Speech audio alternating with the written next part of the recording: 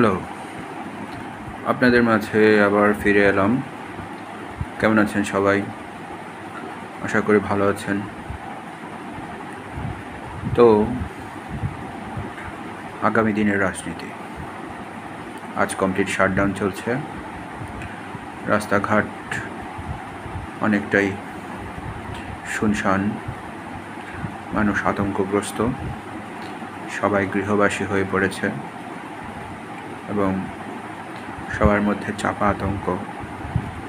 বাংলাদেশের প্রাক্তন প্রধানমন্ত্রীর বিরুদ্ধে মানবতা বিরোধী অপরাধে বিচার চলছে। তাকে কেউ ভয়ঙ্কর ফ্যাসিস্ট, কেউ ভয়ঙ্কর হত্যাকারী, কেউ গণতন্ত্র হত্যাকারী, কেউ স্বৈরাচার, বিভিন্ন নামে অভিহিত করেছেন এবং মূলত বাংলাদেশ আওয়ামী লীগের সভানেত্রী, প্রাক্তন প্রধানমন্ত্রী শেখ হাসিনার বিরুদ্ধে তার প্রতিপক্ষ দলগুলো যে বিচারের আয়োজন করেছে আন্তর্জাতিক অপরাধ ট্রাইব্যুনালে, সেটি আগামীকাল তার বিচারের রায় ঘোষণা করবে বলে আশা করা যাচ্ছে। তো এই বিচারের রায় কি হতে পারে? বিচারের রায়ে তাকে খালাস দেওয়া হতে পারে, তাকে যাবজ্জীবন দেওয়া হতে পারে, এমনকি ফাঁসির দণ্ডে দণ্ডিত করা হতে পারে, অথবা তিনি কি মুক্ত হয়ে যেতে পারেন, খালাস হয়ে যেতে পারেন। শোনা যাচ্ছে তাকে খালাস করে দেওয়া হতে পারে। আপনাদের কি অভিমত?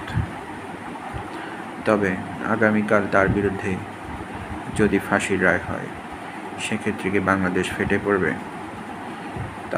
তাকে নির্বাচনে অলরেডি অযোগ্য ঘোষণা করা হয়েছে এবং তার পাসপোর্ট এবং তার ভ্রমণ ডকুমেন্টস সব কিছুই প্রায় স্থগিত অবস্থায় আছে।